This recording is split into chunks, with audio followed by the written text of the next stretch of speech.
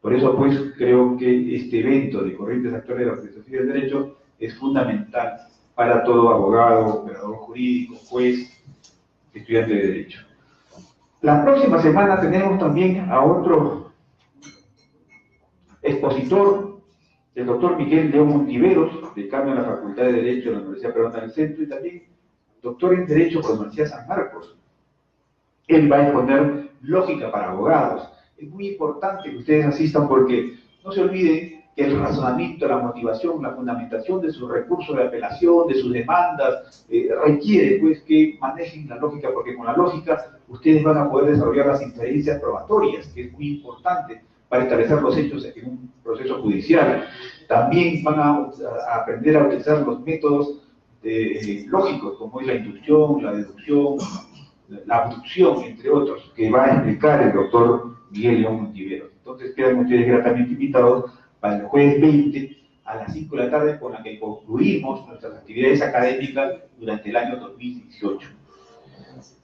Doy por inaugurado, pues, este evento académico y gracias a los expositores y a los panelistas por estar presentes.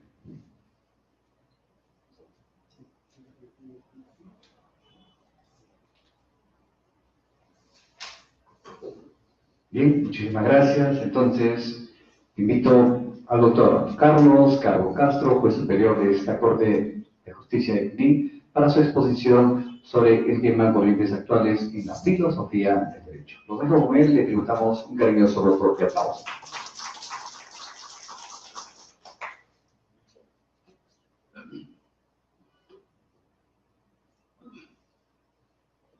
Buenas tardes. En primer lugar, quiero agradecer la invitación del doctor Ricardo Corrales en su condición de jefe de la Oficina de Capacitación del Poder Judicial, así como la asistencia de ustedes, los señores panelistas, para tratar un tema poco tratado, poco árido, en verdad, es el tema de la filosofía del derecho. Es más cómodo hablar sobre temas de derecho civil o temas de derecho penal que sobre temas filosóficos, pero de todos modos siempre no deja de ser importante estos temas tan de moda, por ejemplo, en los Estados Unidos como en Europa actual. Y se me invita a un tema sobre filosofía contemporánea, en la edad contemporánea, y cuando hablamos de edad contemporánea nos referimos al tiempo presente, y asumimos que la filosofía del derecho contemporáneo se inicia a partir de la década de los 60, ¿no?, cuando empieza a hablarse de la crisis del modelo positivista que lo propulsaba en su época Hart, ¿no? Y en los últimos 30 años ha asistido a un derrumbe de las escuelas que se consideraban consolidadas, ¿no? Son tres escuelas prácticamente las fuertes, ¿no? Es el justnaturalismo, el positivismo y el realismo jurídico, pero estas escuelas, lejos de perder espacio, se han repotenciado, y entonces podríamos hablar de que el justnaturalismo, por ejemplo, tiene seguidores como Finis, ¿no?, el positivismo como McCormick y Joseph Ras, y el realismo jurídico encuentra su espacio en lo que llaman los americanos los estudios críticos legales, ¿no? Luego el análisis económico del derecho, tan de moda hoy en día, y lo que también finalmente es lo que se ha impuesto es la doctrina jurídica feminista, ¿no? También hay autores que prescinden de estas tres escuelas, se ocupan de investigaciones diferentes. Por ejemplo, está la teoría analítica de Guattini y muchas otras escuelas que no es necesario explicarlas, ¿no? El tema es que los problemas tradicionales se encuentran comprometidos con nuevas cuestiones que llevan a nuevos campos como es la filosofía moral, la filosofía política, el tema de la informática, el tema de la bioética y el tema sociológico o la multiculturalidad, ¿no? Y todo esto surge con la crítica del modelo positivista en la década del 60, porque el positivismo tenía dos soportes. Primero, la neutralidad valorativa de las ciencias sociales, es decir, la imposibilidad de criterios de enjuiciamiento de orden moral, ¿no?, en el derecho, la imposibilidad de alcanzar un conocimiento objetivo de los valores, ¿no?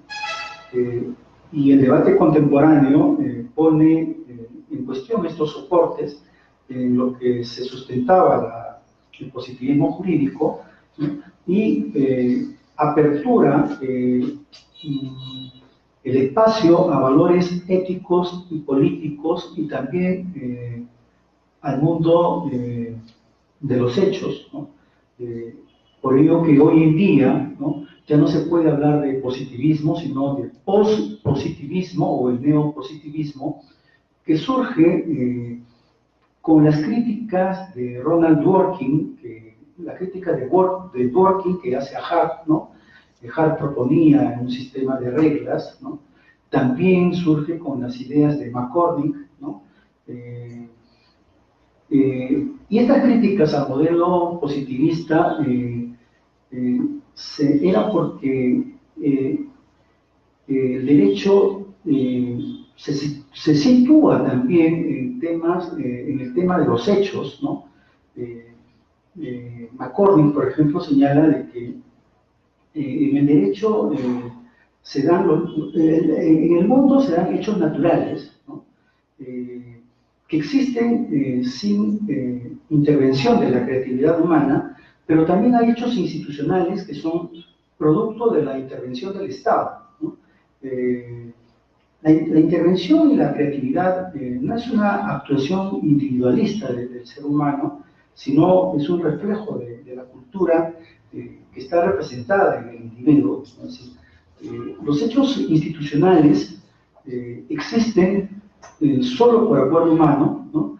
Y estamos ante hechos que dependen de reglas constitutivas, ¿no? Por ejemplo, se puede hablar de un acuerdo entre dos personas sin necesidad de mencionar normas, ¿no? Pero no se puede hablar, por ejemplo, de un hecho institucional como el matrimonio, ¿no?, sin hacer referencia a normas. Es decir, los acuerdos entre las personas dentro de un marco normativo es lo que vamos a tener como ya una institución con valor como es el matrimonio, ¿no? Dworkin, por su parte, en su alegato contra Hart, ¿no?, por la separación entre el derecho y la moral, sostiene que el ordenamiento jurídico no solo es estructura normativa, sino que también comprende principios jurídicos que van más allá del derecho en cuanto se refiere a fines o valores, ¿no? Los principios jurídicos son prescripciones genéricas, ¿no?, que constituyen una exigencia de justicia, de imparcialidad o de corrección. Los principios son realidades diferentes a las normas y, por ejemplo, los tribunales o los jueces se ven obligados a recurrir a principios para resolver lo que llaman los casos difíciles o los casos dudosos, ¿no? En los que no es posible solo aplicar normas, porque solo aplicando normas en casos difíciles se podrían cometer injusticias. Por ejemplo, tratar el tema del aborto o tratar el tema del crucifijo en escuelas públicas o hospitales públicos son temas tan polémicos que han tenido acá los tribunales constitucionales en el mundo, en los cuales no solamente pueden ser solucionados mediante reglas, sino tienen que entrar en su solución un conjunto de principios y valores, ¿no? No olvidemos, por ejemplo, en el tema del crucifijo, el Tribunal Constitucional peruano señala, pero no es puntual, porque dice que el crucifijo es un tema cultural, histórico, que trajeron los españoles, pero que al fin de cuentas no le hace daño a nadie, y que por el momento dice, no podrían expresar si se debe retirar el crucifijo de escuelas públicas, cosa que ya ha ocurrido, por ejemplo, en Europa, en Alemania sobre todo, con la migración de musulmanes. Hay niños de diferente credo, la católica, en las cuales los padres ven que es incómodo que sus menores estén en un aula de un colegio público y al frente, en el frontis del salón, esté pues un crucifijo, que es una religión de la cual ellos no profesan. Entonces, estos temas en la filosofía del derecho no se pueden solucionar solamente con reglas o con dictados normativos, sino tienen que ingresar toda una serie de componentes, de principios y valores para poder llegar a una solución, ¿no? Una regla o una norma se aplica por subsunción, es lo que nosotros llamamos pues, la premisa mayor, la premisa menor, ¿no? Es decir, el caso concreto se subsume al supuesto de hecho previsto en la norma. En cambio, los principios se aplican mediante la ponderación de su valor relativo al caso. Pese a sus diferencias, tanto las normas y los principios presentan una fisonomía común en el ámbito de la decisión judicial, ¿no?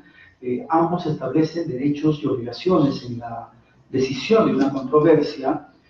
Dworkin, en su obra El imperio de la ley o El imperio del derecho, construye una teoría del derecho como interpretación e integridad, sin dejar en manos el arbitrio de los jueces, sino que los jueces tienen que estar vinculados a principios jurídicos.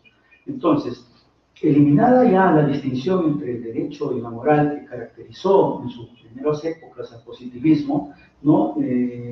Se abre una nueva guía hacia el derecho con una proyección política y moral, y que también tiene una conexión con la política, la filosofía política y la filosofía moral, ¿no? Luego, en la década del 60, el estadounidense John Rawls, ¿no?, en su teoría de la justicia, elabora una teoría en que la legitimidad del orden institucional depende de que sus integrantes, libres e iguales, puedan aprobar de forma racional, ¿no?, sus normas, al margen de sus intereses particulares y condiciones personales, ¿no? Los principios de justicia se deducen porque los ciudadanos deciden, ¿no?, deliberan el sistema institucional más adecuado y acuerdan los principios de justicia. Por ejemplo, hoy en día está de moda, por ejemplo, el término de seguridad jurídica, cada vez más acentuado por este tema de la inseguridad ciudadana que se tiene, ¿no? No solamente en el Perú, sino a nivel mundial, ¿no? Por ejemplo, los Estados Unidos, donde nacen estas tesis, cada vez es más fuerte el tema de seguridad jurídica. No olvidemos que Estados Unidos es un país que tiene 5 millones de presos, ¿no? Es un país donde la disciplina y el orden, yo no veo la serie, pero me comentan que esa serie de La Ley y el Orden, que la dan por cable, refleja, y es una propuesta del alcalde de Chicago y del alcalde de Nueva York, de cómo debe ser la disciplina en un país como los Estados Unidos, ¿no?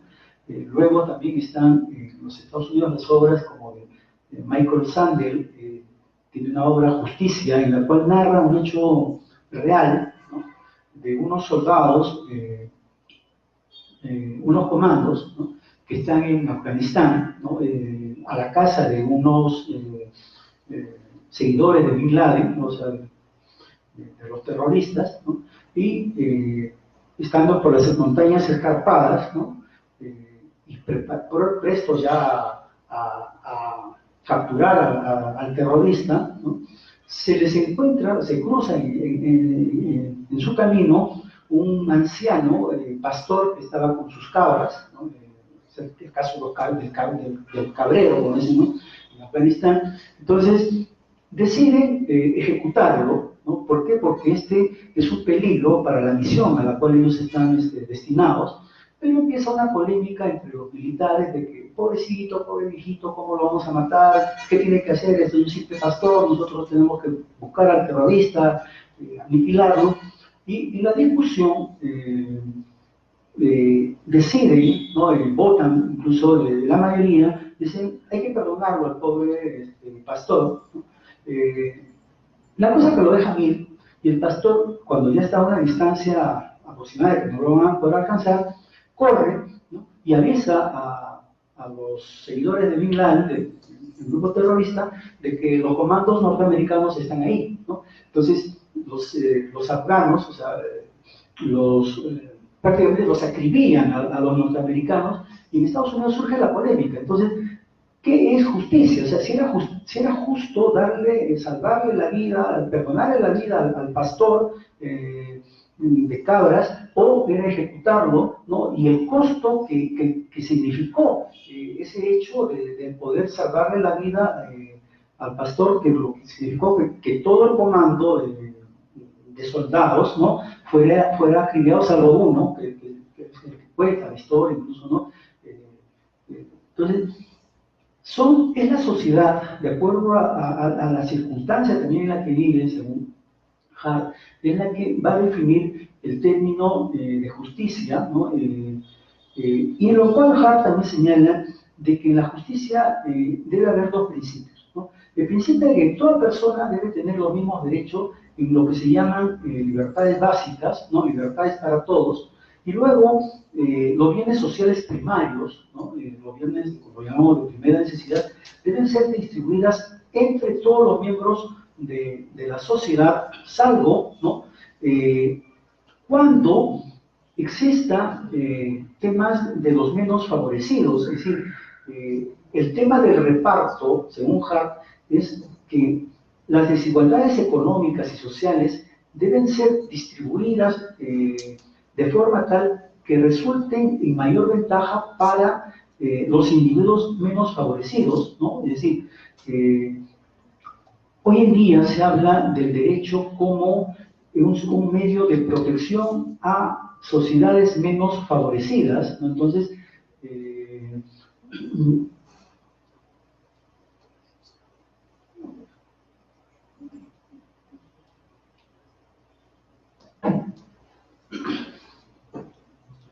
¿no? Hart propone, ¿no? De que en el derecho se surge de la lógica de que todos somos iguales ante la ley, pero esa igualdad ante la ley no es igualdad natural, porque no todos somos iguales. Siempre hay personas que nacen en mejores condiciones que otras, ¿no? Mejores habilidades intelectuales, físicas, en fin, una serie de prioridades en las cuales el derecho tiene que procurar que esas desigualdades, ¿no? que hay entre seres humanos tienen que ser reducidas, y por lo tanto, mientras existan desigualdades o personas desfavorecidas, el derecho tiene que propender a proteger a este tipo o este grupo, ¿no? Por ejemplo, es natural en nosotros que en el derecho laboral, por ejemplo, siempre hay un espacio mayor de beneficio al trabajador que al empleador, ¿no? Y esto por la propia naturaleza del derecho laboral, que es pues intuitivo, ¿no? Es protector, ¿no? Entonces, Hart trata de hacer este tipo de compensaciones, ¿no?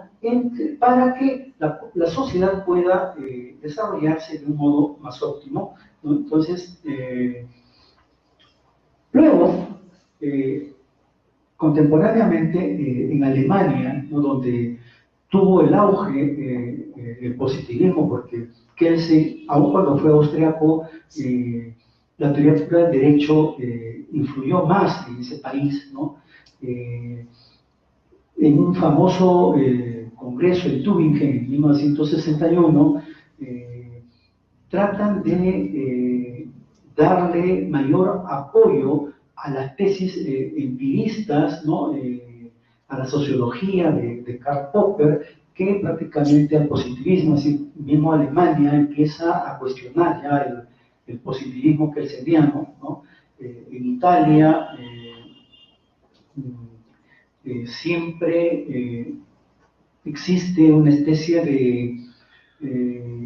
de reconocimiento al justnaturalismo, ¿no? Es decir, y luego también en Italia surgen dos grandes obras, ¿no? Una, la de Norberto Bobbio, Justnaturalismo y positivismo jurídico, y de Uberto Scarpelli, ¿qué cosa es el positivismo jurídico? Y Bobbio señala que el positivismo puede ser entendido como un método, como una teoría del derecho o como una ideología, ¿no? Se reconoce al positivismo como un método, un modo científico de aproximarse al derecho, pero que debe haber también un cambio de orientación, ¿no? Adecuarse más a la sociedad, ¿no? Que la teoría del derecho debe cambiar, según Bobbio, y esta es una teoría muy importante, es decir, que el derecho clásico, por ejemplo, siempre ha sido un derecho represivo, un derecho de sanciones, ¿no? No olvidemos que el derecho es un sistema de sanciones, en donde vayamos, ¿no? Derecho civil, derecho laboral, más aún el derecho penal, siempre el derecho está reflejado como sanción, ¿no? Es decir, las normas laborales, por ejemplo, un despido nulo, un despido arbitrario, siempre van a traer una sanción. Si es nulo, vamos a traer como consecuencia la reposición del trabajador; si es arbitrario, vamos a traer una indemnización. En fin, en el derecho civil existe igual, ¿no? Sin embargo, Bobbio dice de que el derecho no solamente debe ser represivo, sino también debe apuntar a un derecho de bienestar, ¿no? Es decir, buscar promociones de técnicas de aliento, ¿no? Que promuevan, estimular y propulsar prácticas sociales útiles, ¿no? Entonces, Bobbio dice, introduce que se debe revisar la concepción represiva del derecho, ¿no? Estudiar su función, su dimensión funcional, ¿no? Y tal vez proponer, dice Bobbio, ¿no? Un retorno al utilitarismo, ¿no? De los ingleses, de lo cual se hablaba John Stuart Mill y Jeremías Bentham, ¿no? Es decir, es mejor ver las cosas por su utilidad que por su finalidad, ¿no? Y establecer, ¿no? Una separación entre lo que pueden ser juicios de existencia y juicios de valor. Es decir, lo mejor para Bobbio finalmente es qué utilidad puedo tener yo frente a una controversia jurídica. Es decir, más que un tema ético, buscar la utilidad. Por ejemplo, hoy en día nosotros vemos, estamos en diario, en la televisión, vemos el tema de la colaboración eficaz, ¿no? Personas que se someten a la colaboración. Eso de ético no tiene nada, ¿no? Pero es útil, ¿no? Es útil, ¿por qué? Porque el Estado, el sistema, el Ministerio Público, etcétera, los agentes, ¿no? del sistema penal, pueden de esta manera ir contra la criminalidad organizada. De ético no tiene nada de comprar información, por ejemplo, a cambio de reducción de pena, pero tiene una utilidad, sí, es cierto. O sea, entonces Bobbio señala algo de esto, es decir, es mejor ir por los juicios de existencia, lo que él llama, que por los juicios de valor. Entonces, un segundo tema, luego de esta crisis del positivismo jurídico, es la apertura del derecho a los valores éticos y políticos, ¿no?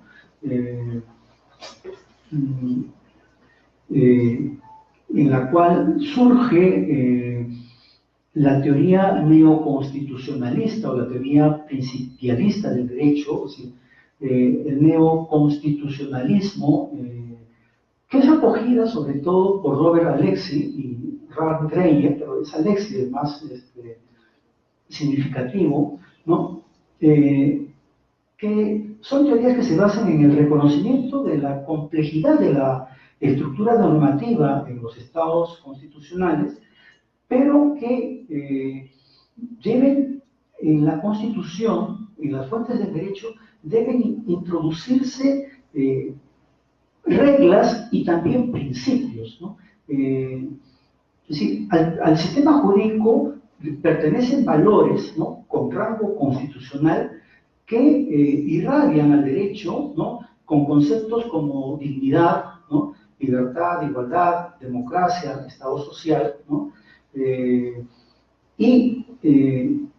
Sobre la base de la tesis de Alexis, ¿no?, es posible atender teorías, ¿no?, como la corrección moral del derecho, es decir, la constitucionalización de principios jurídicos, ¿no?, nuevas formas decisorias, ¿no?, en procesos judiciales, ¿no?, la aplicación de principios, no solamente de normas o reglas, sino de principios en tomas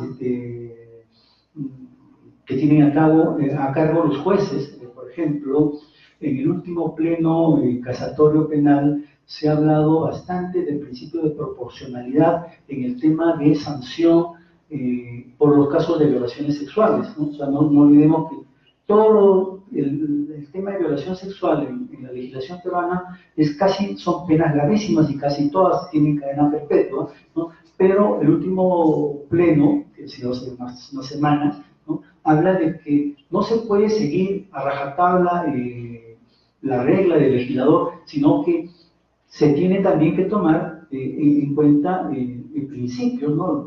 Hacían mención a esa casación 3315, que curiosamente el ponente fue nuestro Zapariache hace unos 2-3 años, ¿no?, pero que introdujo buenos criterios de interpretación, ya no legales, sino principistas, ¿no?, en los cuales se pone en tela de juicio la dignidad y una serie de criterios valorativos, ¿no?, y se deja de lado las reglas, ¿no?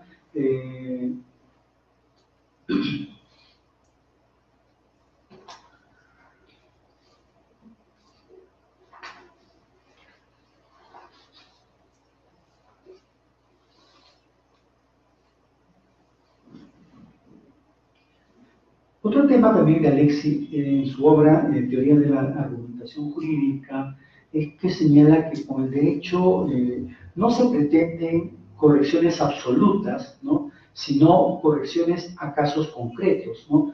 El derecho es un elemento necesario que establece una conexión entre el derecho y moral, ¿no?, pero que muchas veces son criterios distintos, ¿no?, de acuerdo a qué casos sui generis pueda uno tener. Por ejemplo, no en todos los casos yo puedo aplicar principios, sino hay casos en los que se me requiere, ¿no?, lo que se llamaba, en casos difíciles, hay casos en los que para solucionar el caso necesito aplicar principios, pero no siempre, ¿no? Por ejemplo, vemos el caso, hoy en día hemos visto el caso del cilindro, por ejemplo, la chica que apareció en el cilindro, ¿no? El día que capturen al culpable, ¿no?, ya no vamos a hablar pues de principios en ese caso, simplemente vamos a tener que aplicar la regla. ¿Cuál es la regla?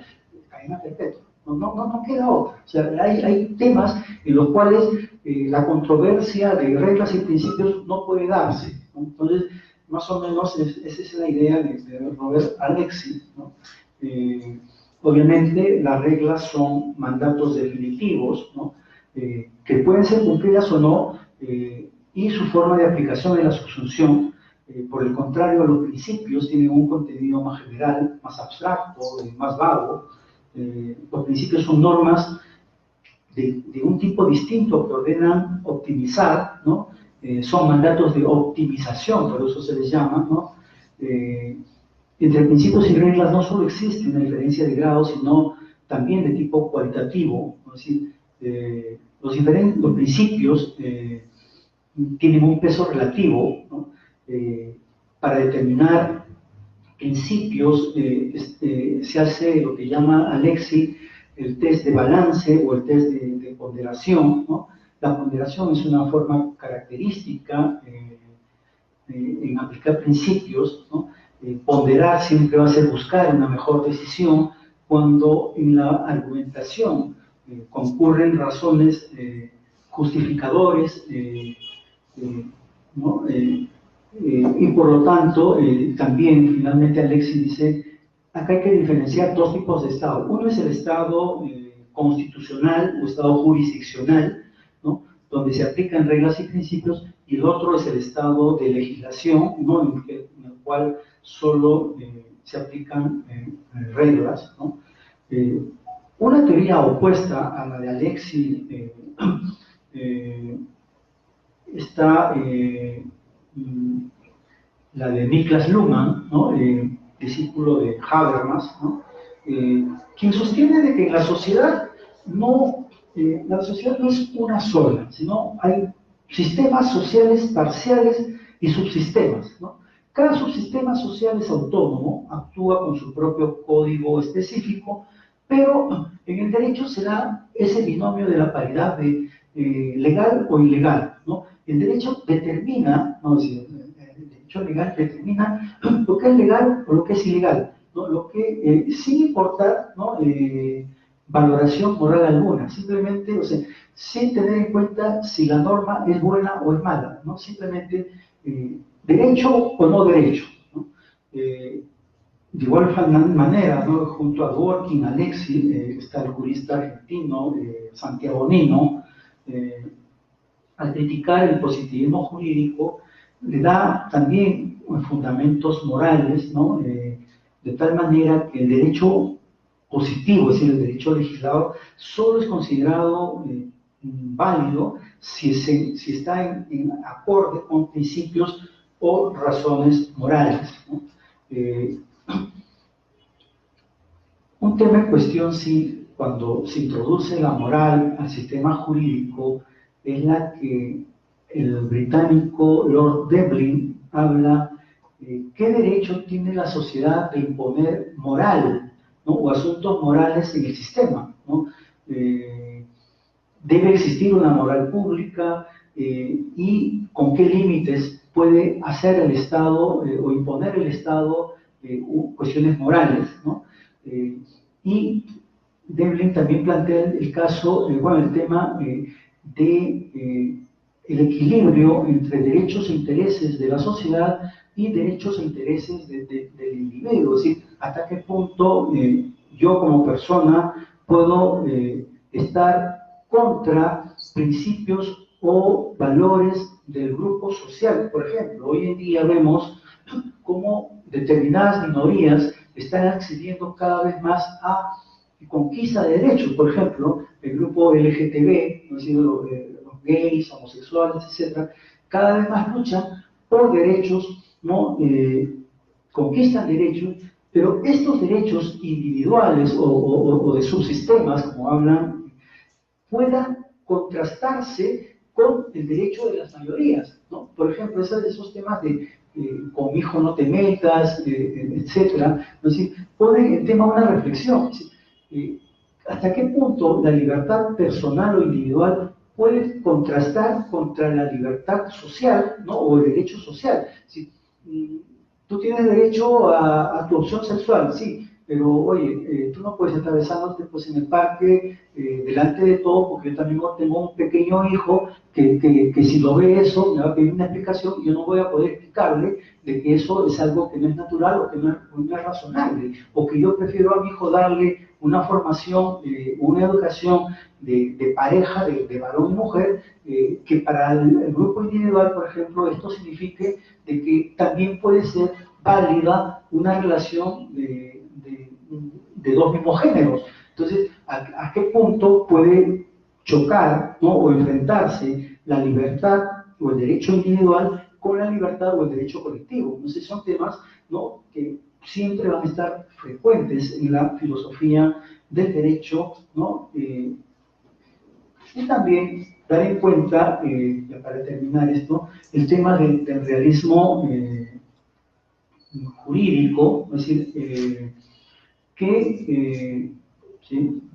Podemos ver primero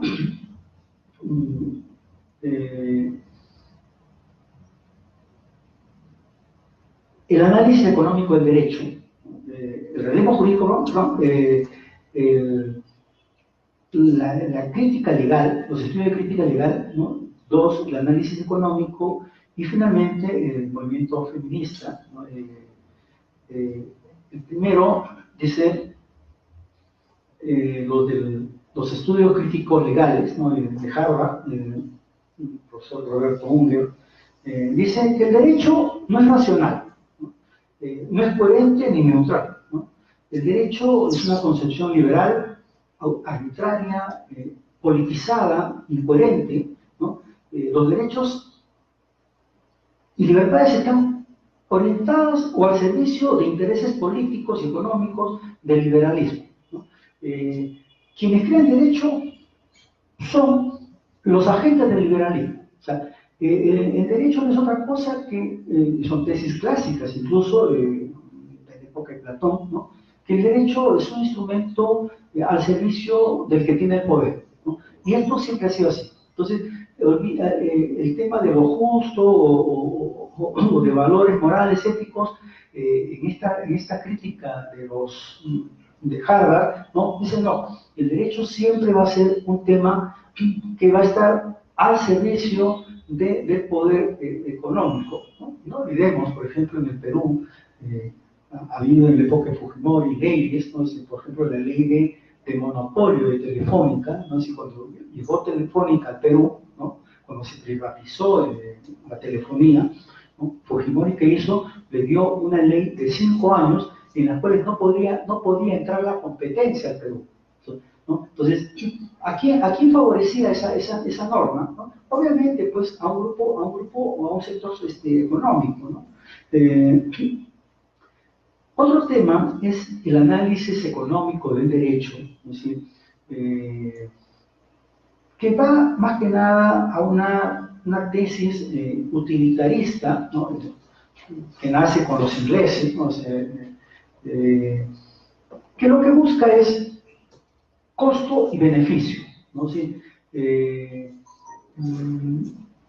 prescindir de aquellas circunstancias ajenas a la utilidad, es decir, prescindir del tema ético o moral y simplemente fijarnos en qué gano o qué es mejor para una decisión. Es lo que en términos comunes hablamos, es decir, es mejor un mal arreglo que un buen juicio, por ejemplo. O sea, es decir, ¿qué me sale a mí más económico, ¿no? Y obviamente que el análisis económico del derecho ha ingresado con bastante fuerza, por ejemplo, el derecho comercial, ¿no? Es decir, todo prácticamente es la utilidad económica, ¿no? Por eso que frente al análisis económico del derecho ha surgido ese fenómeno de derecho y literatura, el movimiento de derecho y literatura a nivel mundial, que trata de darle al derecho no ese espacio abstracto, reglamentarista, sino trata de darle al derecho forma humana, ¿no? Es decir, que el derecho regula convivencia social, no regula reglas, sino relaciones entre humanos, ¿no? Es lo que trata más o menos el movimiento de Derecho y Literatura frente a esto del análisis económico. Y finalmente el feminismo, ¿no?, que también en primera fase buscó un trato igualitario, ¿no?, eliminar la discriminación, pero finalmente busca un tratamiento privilegiado para las mujeres, ¿no?, con el objeto de acelerar la reducción de diferencias existentes y con miras a la igualdad, ¿no? No olvidemos, por ejemplo, en el proyecto de Vizcarra, en todo el Consejo Nacional de Justicia, señala, no sé si me equivoco, pero dice que debe haber 3 mujeres que integren el pleno de nombramiento de selección y ratificación de jueces. 3 mujeres que si falla una mujer tiene que ser reemplazada por otra mujer, es decir, va a haber una cuota mínima, ¿no?, obligatoria de género femenino, ¿no? A diferencia de los anteriores consejos de la magistratura, donde a veces una o a veces ninguna mujer accedía al cargo. Hoy en día, obviamente van a ser todos abogados y tal un número obligatorio, ¿no?, de género, ¿no? Entonces, en estos últimos días, en estos últimos espacios, ¿no?, sí, han surgido también otras tendencias, ¿no? Por ejemplo, el de la informática, cómo la neurociencia está ingresando al tema del derecho. Hace unos días, con la visita del profesor perfecto Andrés Ibáñez en Lima, un expositor, otro español que no me acuerdo, no recuerdo su nombre, hablaba de los nuevos jueces, del nuevo paradigma de los jueces, y los cuales los jueces clásicos, como bueno, mi persona, los que nos iniciamos algunos años atrás en la judicatura y todavía con la máquina de escribir y que sufrimos en este traslado a la informática, hoy en día los nuevos paradigmas de la informática dicen de que ya prácticamente el solamente alimentar a la máquina 3 o 4 términos o criterios, simplemente la sentencia va a salir ya prácticamente redactada. Entonces, simplemente los jueces, como personas, empezamos a perder espacio. ¿Por qué? Porque la informática empieza a aparecer en estos espacios, ¿no? del sistema jurídico, ¿no?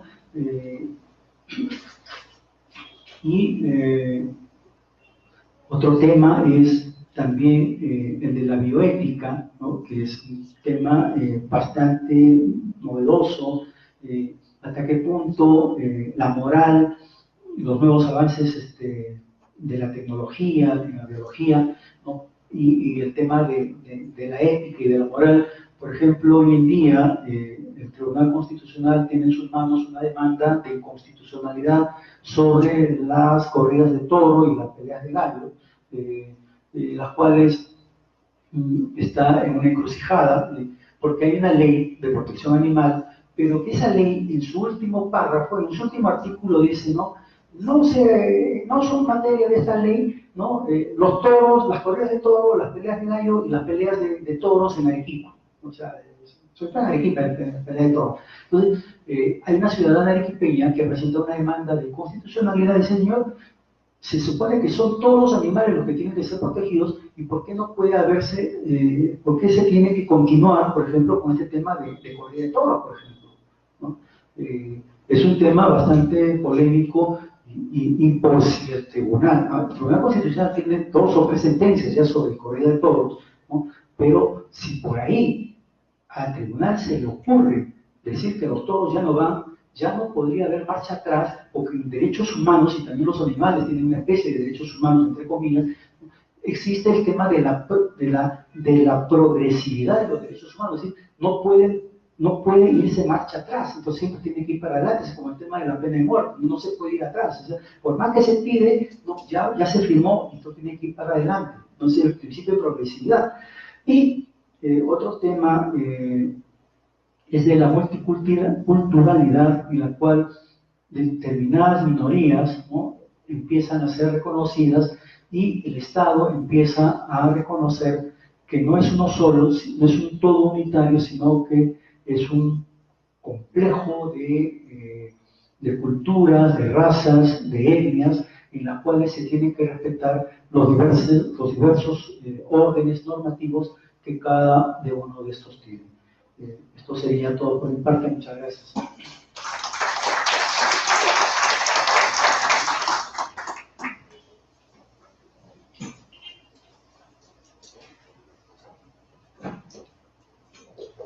Bien, ahora me toca a los panelistas su intervención. Vamos a pasar el micro al doctor Manuel Mantari y va a exponer. Bien, buenas tardes con todos. En primer lugar, agradecer al doctor Ricardo Corrales por la invitación y por preocuparse por un tema que poco se trata, que es la filosofía del derecho. Es un tema que coincido plenamente con el doctor Carlos Calvo. A veces tratamos todos los temas o ramas específicas, pero menos de filosofía del derecho. La filosofía en general es el discurso que legitima la ciencia. La filosofía en general es el guardián de la razón. las escuelas más grandes de la filosofía del derecho, extrañamente, como Alemania, Inglaterra, Estados Unidos, son los países que científicamente, culturalmente y económicamente son los más avanzados. El resto de países lo que hacemos es repensar con su pensamiento de ellos.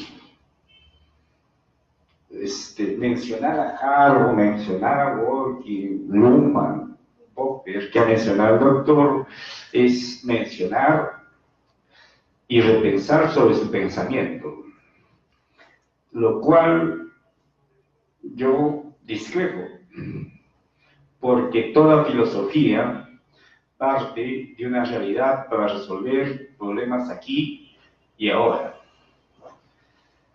Dentro de esa lógica, la filosofía es muy importante, porque la filosofía que está directamente relacionado con la ciencia, directamente relacionado con el derecho, nos ayuda a tener un derecho propio, un derecho eficiente para nosotros, porque la filosofía parte de una experiencia humana y de aparte de esa experiencia empieza todo tipo de reflexión. Entonces, tenemos que partir de aquí y de ahora. De aquí y de ahora estamos en un mundo globalizado. En un mundo globalizado donde que se globaliza la economía. Y se está en un proyecto de globalización del derecho. En Europa existe la Unión Europea, el Congreso Europeo, una Constitución Europea. Hay un proyecto de Código Civil Europeo, están los principios contractuales europeos. Y dentro de esa lógica también viene lo que decía, lo que ha repetido muchas veces el doctor Calvo, el famoso constitucionalismo. ¿Para qué viene ese constitucionalismo? Como lo dijo, para pregonar la libertad, la democracia, etcétera, etcétera. Es decir, para imponer ciertos valores a nivel mundial. Ese famoso constitucionalismo no es otra cosa que la expresión de una racionalidad occidental. Y eso lo han empezado a discutir a partir de la época de 1970 y que recién se está imponiendo en Perú, teóricamente.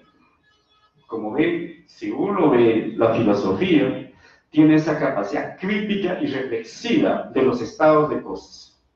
La pregunta es, Perú, nosotros, ¿tenemos un Estado de Derecho fuerte? ¿Tenemos un Estado de Derecho formal? ¿Tenemos un Estado de Derecho material, en los términos de Luigi Ferri? Desde mi punto de vista es formal. Puede haber un neoconstitucionalismo, como dice, en un Estado de Derecho formal. En mi punto de vista, creo que no.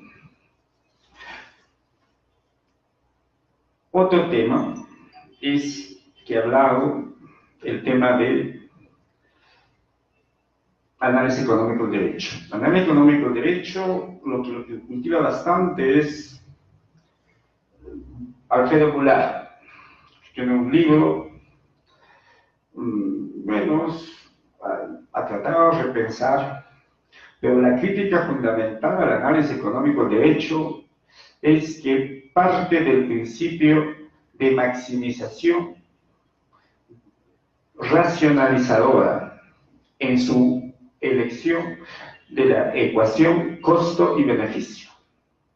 La pregunta es, ¿todas las decisiones que el ser humano lo racionaliza?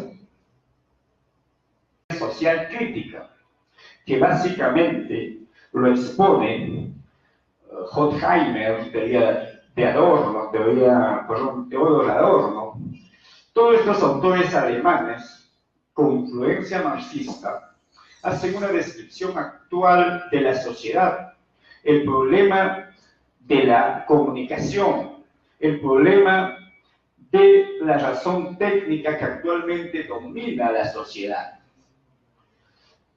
Y básicamente el quien se encumbra eso es Habermas, Jürgen Habermas, con su famosa teoría de acción comunicativa, que tiene su propia teoría de la verdad, que la verdad como un consenso, como una razón práctica, como una razón comunicativa. La fusión de estas teorías analíticas de Habermas de Kelsen se fusiona en la famosa teoría alexiana. Y básicamente, actualmente, todas las revistas de derecho se pasan discutiendo las perspectivas analíticas, las perspectivas habermianas. Eso es los estados de cosas europeos. Pero la pregunta en concreta está para el doctor. Si estamos en una globalización, todo derecho responde a una realidad. Hay un localismo de la teoría del derecho también. Es decir, hay una contradicción entre el globalismo jurídico y el localismo jurídico, en tanto y en cuanto que una ciencia del derecho corresponde en función a cada cultura, a cada pueblo.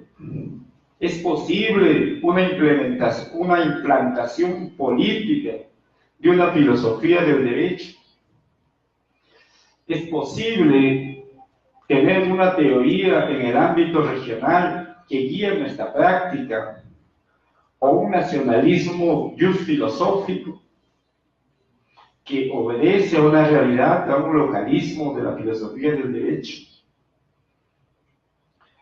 Eso es mi pregunta, porque creo que la filosofía lo que se basa es en la reflexión, en la construcción de conceptos en función aún aquí y aún ahora. Eso sería todo.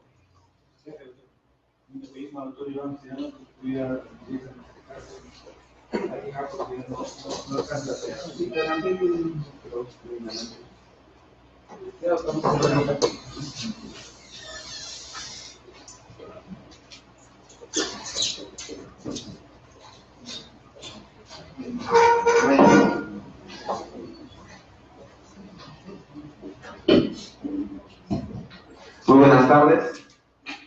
Agradecido primero al presidente de la Comisión de Capacitación por Invitación, felicitarle al doctor por brillante exposición, también saludar a la persona que me acompaña en el panel, al doctor Manuel, y también a todos los presentes. Bueno, el doctor hizo un recuento muy didáctico y también muy preciso de las corrientes actuales. Habló del realismo jurídico, del análisis económico del derecho, de la bioética, la informática jurídica, y aterrizó en el neoconstitucionalismo, que para mí es un tema que me agrada tocarlo y me agrada que el doctor haya tocado, conjuntamente haciendo alusión al positivismo. ¿Qué es lo que ocurre? El doctor Manuel mencionó que el positivismo ya se encuentra desfasado, que ha sido superado largamente por otras concepciones neopositivistas, o también hablando por las concepciones del neoconstitucionalismo. Yo tengo algunas apreciaciones respecto a ese punto y a partir de ello va a ir enfocado el desarrollo de mi panel para hacerle la pregunta correspondiente al doctor. Primero, yo no considero que el positivismo haya sido superado, para nada, al contrario. ¿Cuál es una de las corrientes que critica básicamente a lo que se está desarrollando en el neoconstitucionalismo es el único, por no decirlo así, es el positivismo. ¿Y en qué sentido? Pienso explicar que, desde mi concepción, ¿qué es el positivismo? El positivismo no es otra cosa que un fenómeno o construcción social que responde a un sistema apartado de otros sistemas. Vayamos por el primer punto, porque es un fenómeno de construcción social. ¿Por qué? Porque el positivismo indica que las normas se van a desarrollar no por un ente previo, un ente divino, un ente racional, sino por cómo se ha ido desarrollando una determinada sociedad y cómo ésta ha ido identificando cuál iba a ser su sistema normativo. O sea que para el positivismo, el derecho de aquí, de Occidente, no puede ser igual que el derecho de Oriente, ni mucho menos el derecho de Perú va a ser igual al derecho que se da en otro país de Sudamérica. ¿Por qué? Porque el derecho va a ser una construcción netamente social. Va a ser la sociedad la que va a moldear a partir de determinados elementos, puede ser morales, históricos, socioeconómicos, etcétera, etcétera, pero va a ser, ojo, la sociedad la que va a dar el derecho. No como indican otras corrientes, que esto proviene ya de un elemento previo, como puede ser un elemento divino, o que el hombre racionalmente crea el derecho. El positivismo dice lo contrario. Es la sociedad la que construye los parámetros del derecho y es a partir de esas normas es que se va a regir una sociedad. Primer punto. Segundo punto. Responde a sistemas apartados de otros sistemas. ¿Qué significa ello? Que para el derecho, entendido desde el sistema positivista, no debe importar qué es lo que diga la moral, qué es lo que diga la religión, ni qué es lo que diga otras formas de control social respecto a las normas positivas.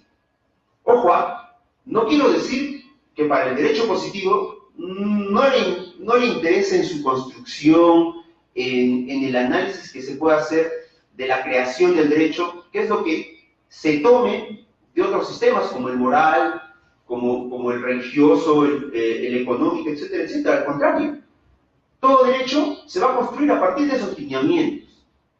Incluso un positivista podría defender una norma jurídica basándose en elementos morales, religiosos, socioeconómicos, etcétera, etcétera. Pero que un grupo de personas o una parte de la colectividad indiquen que esa norma jurídica no va acorde con su sistema de valores religiosos, con su sistema de valores morales, no va a significar que el derecho deje de ser derecho. Ahí está la diferencia entre el positivismo jurídico y otro tipo de teorías o técnicas filosóficas del derecho. En términos más sencillos, el positivismo jurídico indica que porque un grupo de personas o una persona considere, incluyendo magistrados, para el positivismo jurídico, si un magistrado o cualquier persona hace una crítica moral de una norma, no va a significar que esa norma va a dejar de ser norma. La norma va a seguir siendo norma y va a seguir siendo derecho. Ahora, ¿qué es lo que indica el positivismo jurídico? O sea que toda norma que está positivizada va a ser inmodificable, nadie va a poder hacer nada. No, el positivismo jurídico no dice ello. El positivismo jurídico indica que hay sistemas, hay instrumentos, hay formas en que una norma puede dejar de pertenecer al ordenamiento jurídico válidamente. Hay sistemas políticos para dejar que una norma sea norma. Hay sistemas jurídicos, el Parlamento puede derogar una norma. 5.000 ciudadanos pueden reunirse para interponer una demanda de inconstitucionalidad y hacer que esa norma sea declarada inconstitucional por un órgano competente.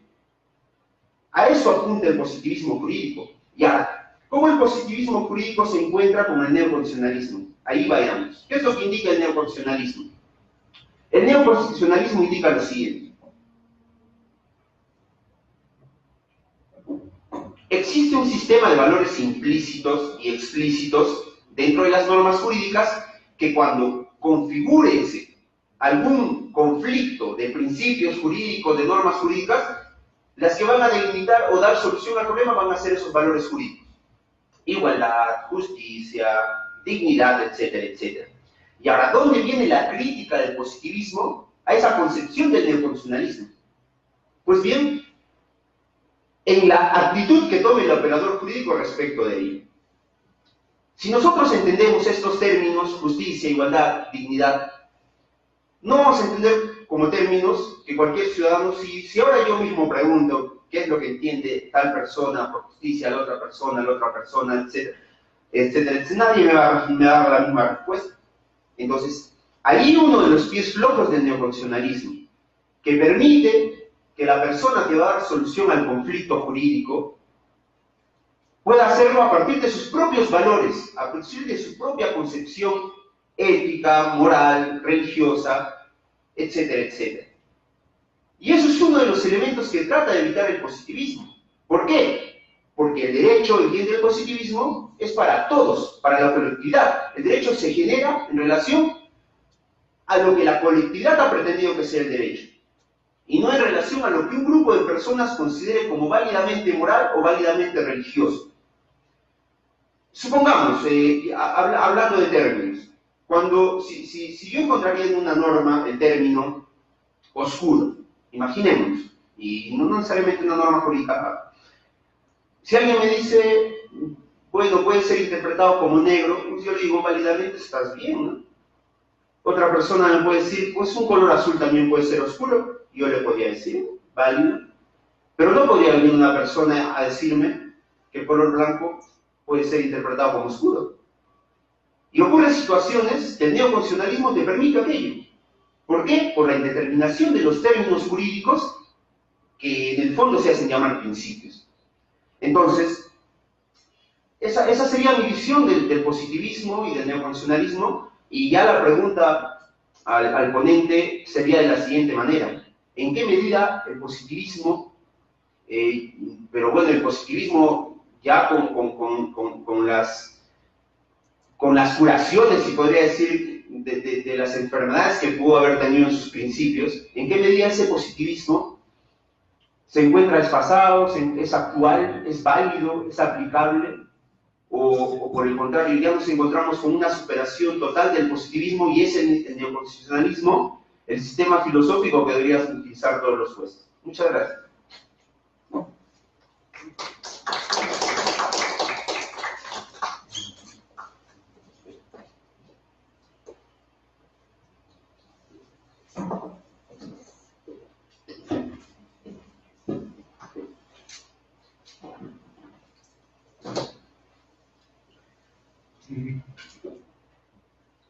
Gracias por las preguntas. Atendiendo al doctor Mancari, bueno, en primer lugar él señala de que por qué recurrir a autores extranjeros si acá en el Perú hay realidades diferentes a las de Europa o los Estados Unidos, y por qué recurrir a otros autores también. En filosofía siempre ha sido un tema bastante puntual, es decir, y esta es una famosa polémica que surgió entre Salazar-Bondi y Leopoldo Sea, mexicano, sobre si había filósofos en Latinoamérica, ¿no? O si Latinoamérica tenía filosofía. La polémica siempre es esa, o sea, si América tiene filosofía. Nosotros podemos hablar de los incas tenían sus preceptos morales y de los cuales ahí surgió su sistema jurídico, que lamentablemente llegaron los españoles y destruyeron todo, destruyeron. El tema es que si usted analiza algún diccionario de filosofía, es muy raro que encuentre un filósofo latinoamericano. O sea, va a encontrar a Cosio en Argentina, de repente en el Perú, dos o tres, Juan Cesareo, por ejemplo, ¿no? Alejandro Deusto, ¿no? Mariano Iberico, pero que no son pues de la talla de los alemanes, por ejemplo. Lamentablemente, en estos siglos no solamente de dominación española, de política y económica, sino también ha habido un espacio de dominación ideológica.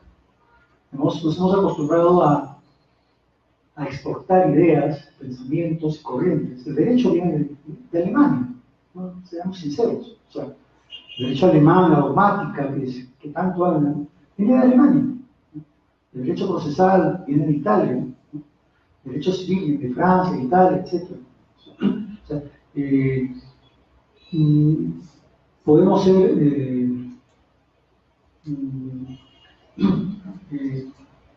vamos a decir, podemos estar solos nosotros, o sea, crear nuestras propias dimensiones. Hoy en día se habla, por ejemplo, de filosofía de la liberación, que es un fenómeno que ha surgido en México. ¿Sí? Latinoamérica despierta y ponte a pensar. O sea, no esperes que las ideas vengan de Europa o de Estados Unidos y ya tú empiezas pues a generar, ¿no? Claro, este es un tema que por el momento todavía, ¿no?, es una propuesta, ¿no? Y por lo tanto, los sistemas normativos en Latinoamérica siguen recogiendo ideas europeas y norteamericanas. O sea, me pregunta él si con este fenómeno de la globalización pueden darse todavía espacios de minorías. Sí, ¿no? No olvidemos que las minorías, ¿no?, siempre no son las minorías clásicas. O sea, no pensemos que, por ejemplo, los nativos siguen, pues, tal como lo veíamos en películas, ¿no?, como la de Tarzán, etc., sino hoy el nativo tiene internet, ¿no? El nativo ve telenovelas, el nativo usa blue jean, usa zapatillas, ¿no? Está en la tecnología, está en la moda, ¿no? Pero todavía sigue siendo nativo. Si tiene una culturalidad, una idiosincrasia propia de él. Entonces, no vayamos a pensar que porque llegó la energía eléctrica, llegó la tecnología, llegó todo, el nativo ha cambiado. No, continúa siendo, pero con nuevas perspectivas y nuevos paradigmas. O sea, el tema de la globalización, que es la que vivimos actualmente, son dos fenómenos que vivimos: la revolución tecnológica, sobre todo la informática, y la globalización, ¿no?, en el sistema jurídico incluso, ¿no?, como las normas no las producen ya los congresistas, sino vienen impuestas por tratados internacionales, ¿no?, los tratados de libre comercio y toda una serie de cosas que son las que imponen el sistema jurídico actual, ¿no? Son fenómenos de la globalización. Que puedan coexistir el tema de globalización con minorías, sí, es cierto, porque también son cuestiones de ideologías. No podemos exigirle a una cosmovisión andina, por ejemplo, de que por el hecho de que estamos en un mundo globalizado, ya se olviden de sus tradiciones o culturas, ¿no? Un claro ejemplo es la Lima actual, ¿no? Lima actual creo que baila más guaylas o más guay, ¿no?, que la propia serranía, ¿sí? Hay más grupos folclóricos en Lima, ¿no?, porque hay más serranos también en Lima, ¿no?, que en la propia Sierra Central. Entonces, ellos se han ido, ¿no?, con el tema de la migración, han ido a Lima, pero han llevado sus culturas y sus patrones y también sus órdenes normativos. No olvidemos que hay determinadas reglas legales que no están dentro del sistema normativo específico, pero que funcionan dentro de determinados espacios. Un ejemplo claro es, por ejemplo, cómo son las relaciones comerciales en las personas del mercado modelo, del mercado mayorista, ¿no? En un papelito insignificante apuntan un número y te llaman o te llaman y te dicen: oye, el apio o la zanahoria subió un punto, bajó un punto, y ya sabes, no te preocupes, tú depositas, no. Son reglas comerciales propias de ellos, son subsistemas que coexisten, ¿no?, dentro del sistema grande, ¿no? Entonces, vemos nosotros cómo en grupos minoritarios, en subsistemas, pueden coexistir sin dejar de lado el sistema mayor, el sistema grande. Entonces, este hecho de que la globalización pueda afectar, obviamente que lo va a hacer, pero no lo va a desaparecer. Y la segunda pregunta, el doctor Iván, es obvio. Al principio yo señalaba de que si bien se había ingresado a una crisis del positivismo, ¿no?, esto no ha traído como una consecuencia de que el positivismo desaparece, sino se retroalimenta. O sea, ya no podemos hablar del positivismo clásico de Kelsen, ¿no?, de su pirámide y de que cuando él empieza a escribir la teoría pura del derecho, dice, señores, por si acaso aquí no interesa la moral, ni la política, ni la ética, eso es, váyanse, ese es tema, es otro terreno, ¿no? Sino que el positivismo mismo, los neopositivistas, por llamarlos así, se dan cuenta de que hay temas que no pueden ser dejados de lado. Por ejemplo, el ingreso de ciertos valores o el ingreso de ciertos temas o componentes que son parte del sistema jurídico. Es obvio, los principios siempre son vacíos, no son puntuales, ¿no? Los principios nunca van a tener esa puntualidad como lo tienen las reglas, ¿no? Por ejemplo, hablemos, ¿cuál es la diferencia entre principios y reglas? El claro ejemplo es el semáforo, ¿no? Cuando usted el semáforo ve rojo, rojo le señala pare, verde le señala avance. Pero la luz ámbar, ¿qué significa? Es bastante dudosa qué me está indicando la luz ámbar. O sea, no es la luz ámbar puede indicar como un principio y el rojo y el verde como una regla. ¿Sí? Específicamente, el rojo me señala algo directo, el verde también, pero el ámbar, ¿no?, tiene que llenarse de contenido. ¿Sí? Me parece que quiso decir esto. Me parece que decía para, o ten precaución, o maneja con cuidado, etcétera, etcétera. Pero ¿sí?, se le dota de contenido en función de qué espacio, ¿no? Bajo qué espacio o circunstancia nos movilizamos. Es decir, ese es el cuestionamiento. Es válido, sí, el cuestionamiento que el positivismo le hace al neoconstitucionalismo, porque le dice, al final de cuentas, lo que tú estás haciendo es, has dejado la puerta abierta para que ingrese cualquier tipo de conocimientos y llene el espacio, ¿no? Pero es obvio, decir de que el positivismo ya es caduco, es retrógrado, ya no va para más, no, porque hay nuevos positivistas muy respetables, ¿no?, como Finney, por ejemplo, que tratan de ver una situación de que en el derecho también hay reglas, y eso es obvio. ¿Sí? Yo voy a una facultad a estudiar derecho, ¿no?, y lo primero que me enseñan son leyes, ¿no? ¿Y qué son las leyes? Son reglas. O sea, la ley no me dice, oye, si tú quieres, dótale de contenido. No, a mí me dicen que el matrimonio es esto, o que las excepciones procesales son estas, y significan esto, y yo tengo que, son reglas que me las dan para aplicarlas. No es que yo las voy a dotar más tarde de contenido. El problema es que cuando hay casos de lo que Dworkin llama los casos difíciles, sí se tiene que llamar no solamente a reglas, porque con reglas puedo cometer injusticia, tengo que llamar a otro tipo de criterios en los cuales puedo solucionar una controversia, ¿no?, y darle una argumentación mucho más válida. Gracias.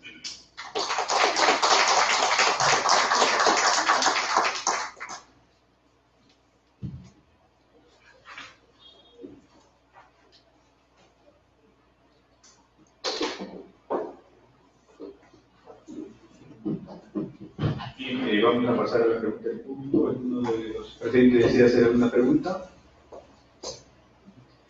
Sí, a ver, comenzamos con el joven. Muy buenas noches, maestro Carlos Castro. Muy buenas noches, señor presidente de la Comisión de Capacitación, a los panelistas y a todos los presentes. Mi pregunta tiene en torno a lo siguiente. No creí en verdad que se mencionara como corriente filosófica al feminismo de esta época, de esos años, ¿no? En verdad, yo no lo veo así. Pero bueno, si el doctor Carlos Castro aprecia esa corriente filosófica, porque incide en la política, en la economía, en los aspectos sociales, ¿por qué no tomarse en cuenta también como corriente filosófica a las religiones? En estos años se ha visto pues que en partidos políticos se han inmiscuido grandes grupos religiosos. Si vamos más atrás, 10 años atrás, 5, el FIPA, que ha sido fundado en los años 80, 90, tuvo un gran auge. A nivel nacional, tenía una gran cantidad de ciudadanos adeptos, por así decirlo. Y no solamente está ocurriendo aquí en Perú, está ocurriendo en muchos países. En Argentina, como otro país grande, México, está ocurriendo lo mismo. Si nos vamos a Europa, casi lo mismo. Incluso los europeos están yendo a la zona de África, a Uganda, y están diciendo los cristianos que se cambie normativas penales. Por ejemplo, en Uganda se está postulando, ya se ha postulado, ya se expedió una norma de pena de muerte contra los homosexuales. Pero ¿quién incide en todo eso? Justamente los movimientos filosóficos evangelistas. Entonces, ¿por qué no tener en cuenta a esos, bueno, a las religiones en el Perú como corrientes filosóficas, si se habla de valores también? Por otro lado, ¿por qué no tener en cuenta también como corriente filosófica quizás a los desarrollos de estudios que ha hecho Lin Huancaíno sobre el tema del renacimiento andino, que se basa en los temas geográficos, en los aspectos climáticos, y que permiten o han mantenido la economía en un estatus que no sea tan perjudicial que ha sido para otros países? Sí, porque justamente no existen esas zonas geográficas en otros países que sí en la zona andina de nuestro país. Gracias. A ver, el proyecto también quería hacer una pregunta. Bueno, a todos ustedes muy buenas tardes. Quisiera felicitar al doctor Carlos Castro, fue mi profesor de filosofía en la Universidad de los Andes. Siempre es muy saludable escuchar al panelista, al doctor Mantari y a mi amigo Iván. Yo, bueno, la pregunta va a hacer una observación, porque al doctor yo le escuché que mencionaba que las colaboraciones eficaces son carentes de ética. Bueno, existe una posición ética llamada consecuencialismo, de la cual nace el llamado utilitarismo y el pragmatismo, que habla que un acto es ético siempre y cuando este acto genere el mayor bienestar a través del resultado. Y esto se relaciona siempre en la decisión que se va a tomar para hacer un acto determinado y cuáles son las repercusiones que va a tener este acto para que se reconozca como moral. A diferencia de la ética kantiana, que los valores, o por decirlo así, las decisiones morales eran incondicionadas, el utilitarismo se caracteriza por siempre observar las consecuencias. En ese sentido, la colaboración eficaz, si es que parte de una valoración de que existe una cierta lucha contra la criminalidad organizada, obviamente está dotado de ética en la colaboración eficaz, a pesar de que se compre información, puesto que el beneficio que se va a generar contra la lucha, ya sea contra el narcotráfico, la trata de personas, el terrorismo o el crimen organizado, va a ser mayor que cuando no se utiliza este mecanismo.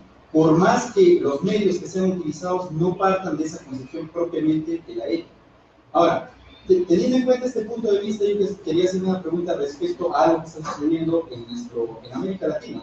Hace exactamente 2 años se ha tomado en cuenta el acuerdo que va a establecer ciertos beneficios a grupos terroristas, como es el caso de las FARC. Ustedes, como muy bien saben, las FARC es las Fuerzas Armadas Revolucionarias Colombianas, es un grupo terrorista que está más o menos 50 años en lucha perpetua con el Estado colombiano, y el cual hasta ahora no ha podido ser derrotado y se encarga siempre de utilizar crímenes sistemáticos para tratar de establecer condiciones al gobierno colombiano.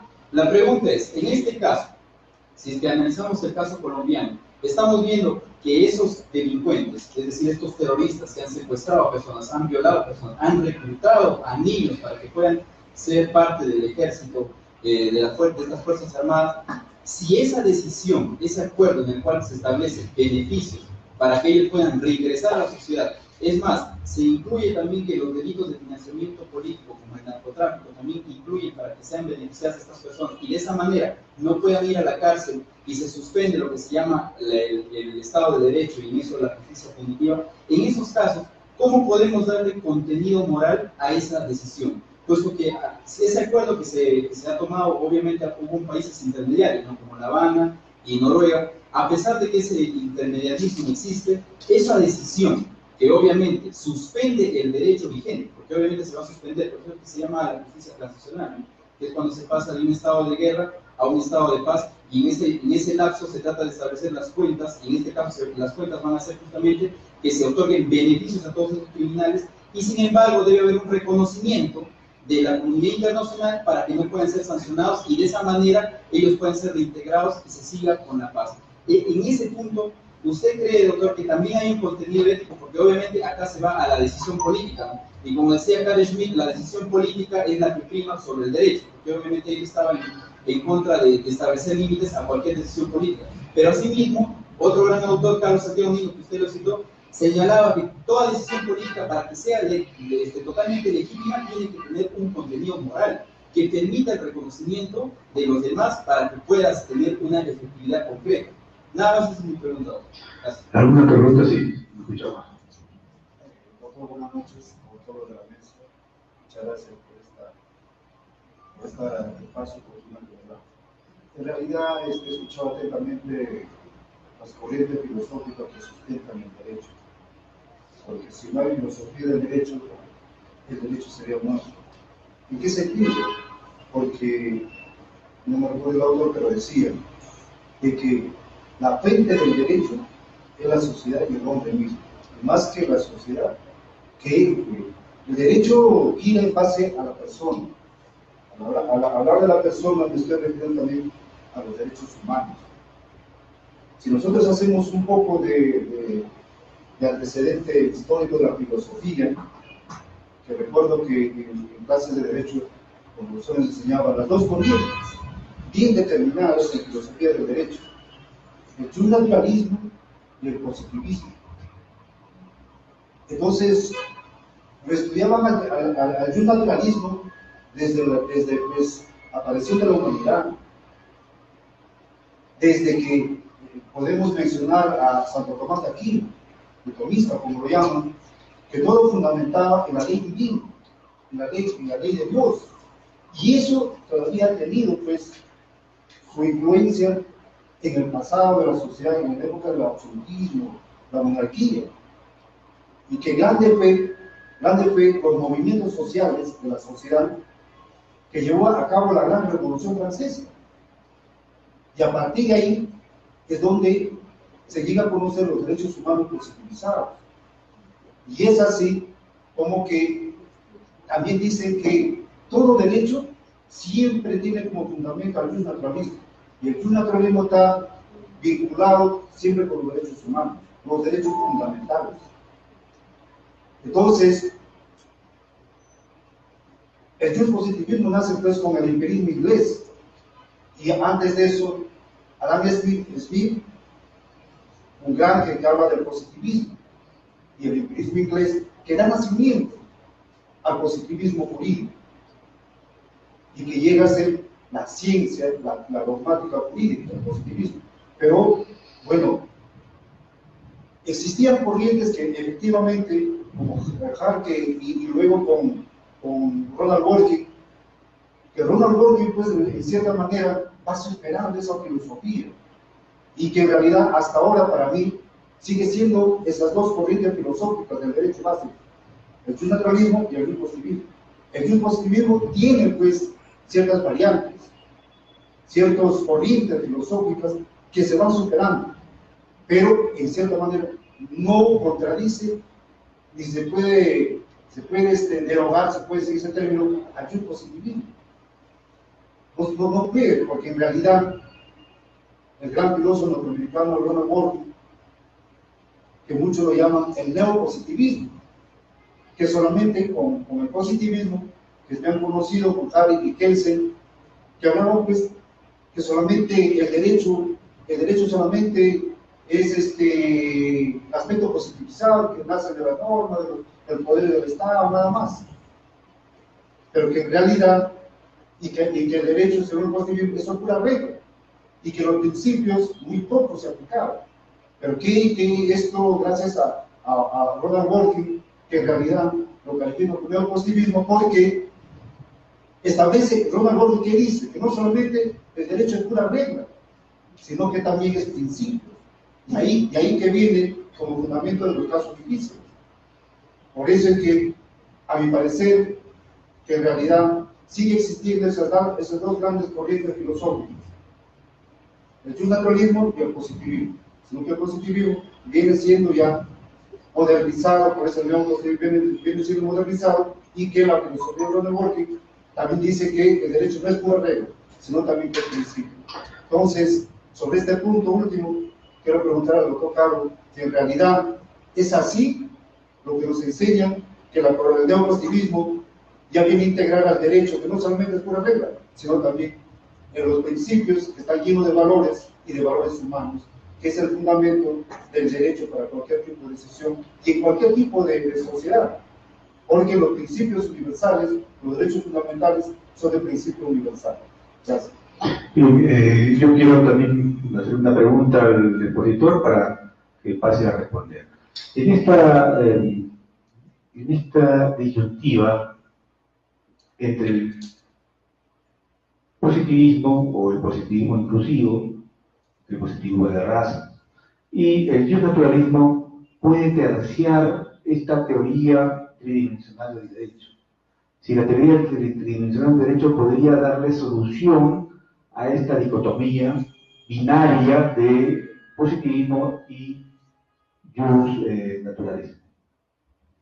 Bien, pasamos entonces el micro y además también hay que recordar que la teoría tridimensional de Reale aquí en el Perú fue, según menciona el doctor Fernández Cesario, el principal iniciador, ¿no?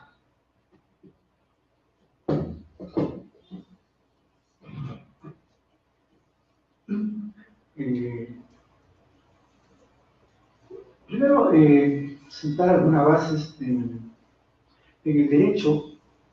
Todo está en discusión. O sea, no hay verdades absolutas. Puede haber criterios distintos y siempre es lo más saludable, por ejemplo, en derecho y también mucho más en filosofía, de que todo está en discusión. ¿Por qué? El mismo Kelsen decía que el derecho, bueno, en la naturaleza hay dos especies, dos cosas distintas. Unas cosas son las que predicen el mundo del ser, las que son, y las cosas del deber ser. Las del ser son leyes naturales, leyes incontrovertibles, como son, puede ser la ley de la gravedad, que si yo suelto un objeto se cae, porque hay una ley que dice eso. En cambio, el derecho pertenece al deber ser.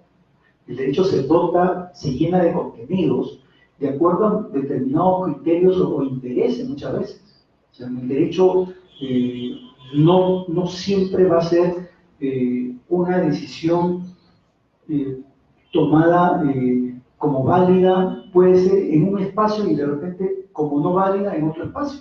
O sea, siempre la moral, y esto es la diferencia que hay entre moral y ética, la moral siempre va a ser plural, no hay una sola moral.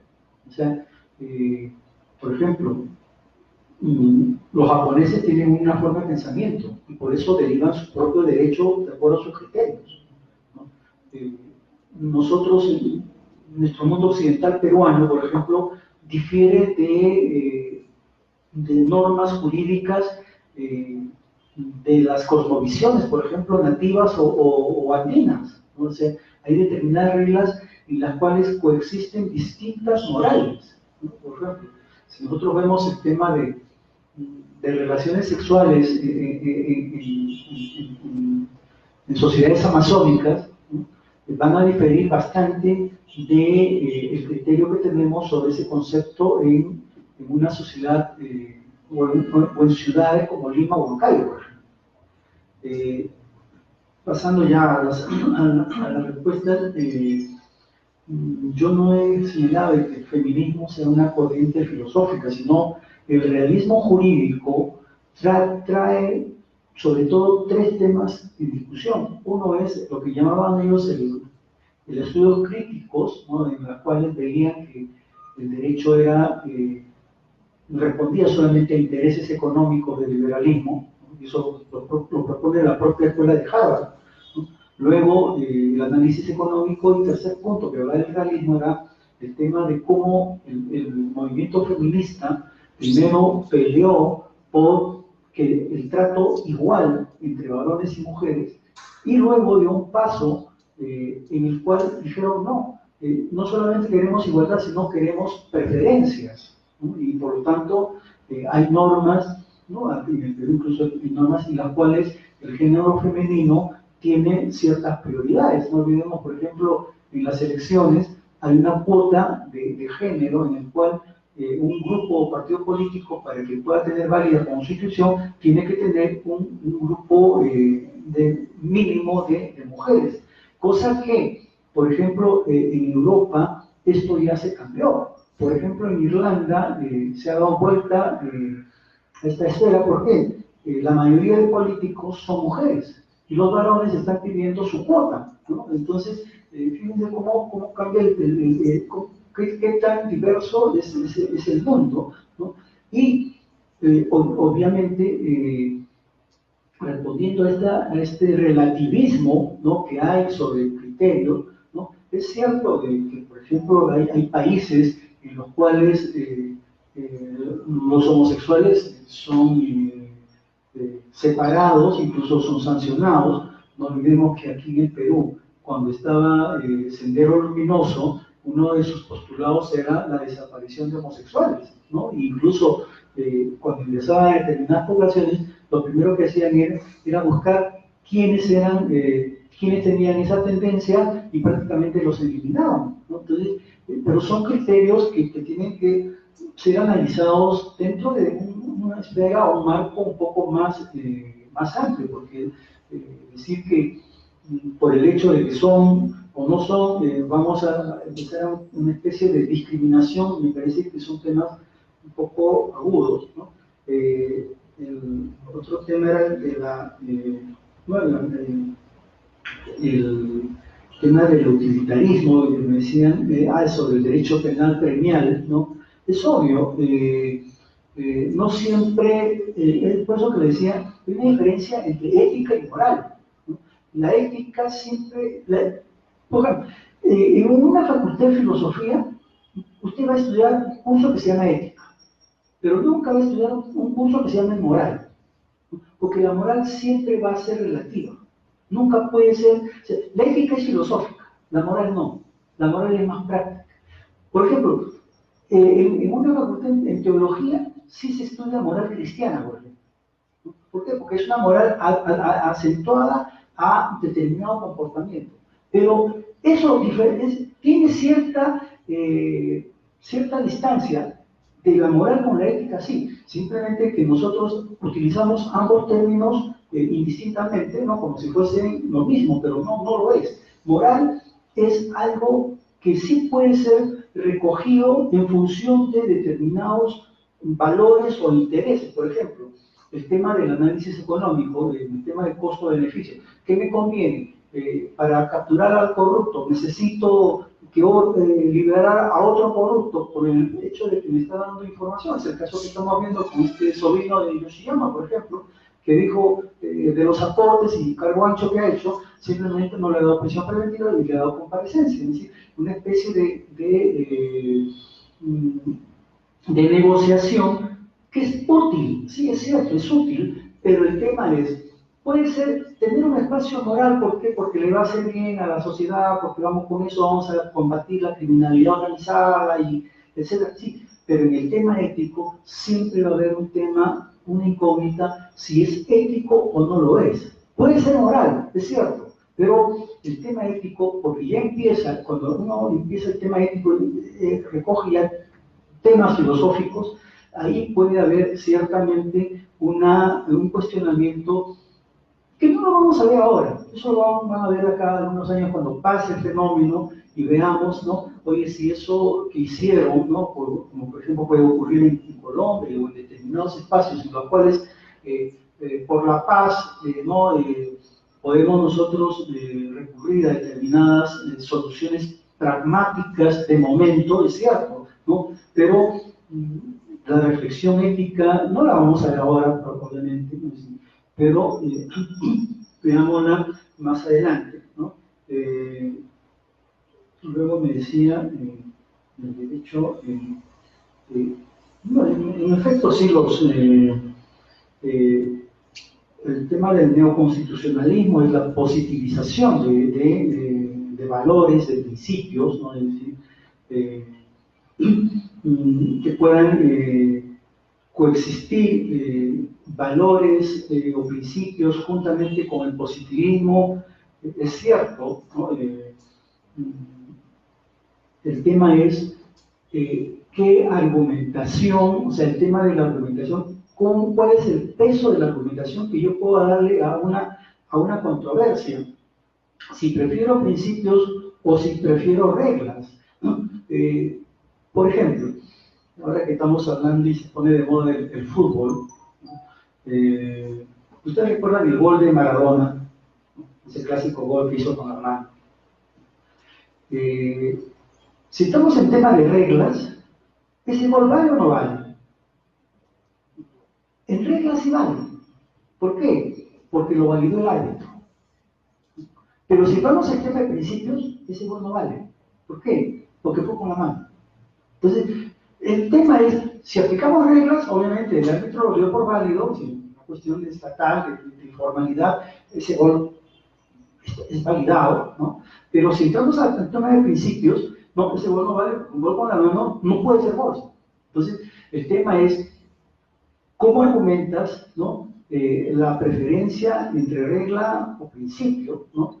Y ya finalmente, el doctor Ricardo señala si la teoría tridimensional, el tema de la teoría tridimensional es que une ambos, ¿no? Porque la teoría tridimensional es norma, valor y sociedad, ¿no? O sea, sí, derecho, ¿no? Valores, segundo, y sociedad, ¿no? Que la creó en su tesis de bachillerato de Carlos Fernández Cesareo, San Marcos, ¿no? Y que luego, meses después, la recoge Miguel Real en Brasil, ¿no?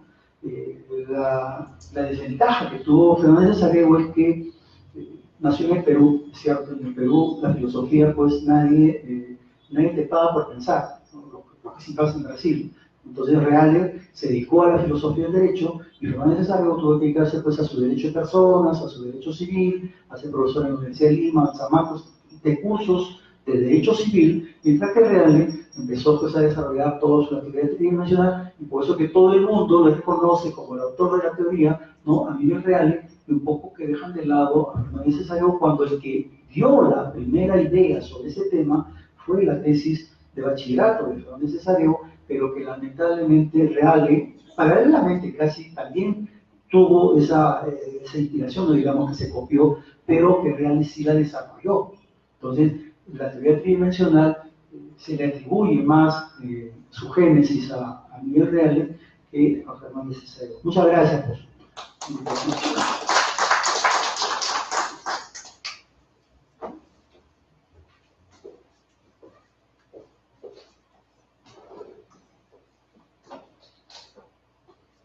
Muy bien, amigos, ha sido una jornada académica sumamente emotiva. Yo estoy muy contento de haber podido ingresar a este mundo de la filosofía del derecho y implica pues que todos reflexionemos permanentemente sobre el reto que nos plantea también el doctor Mantari de desarrollar una filosofía del derecho peruano. Muy bien, muchas gracias, doctor Carlos Caro. Un fuerte aplauso para él y también para los dos panelistas, el doctor Iván y el doctor Manuel Mantari.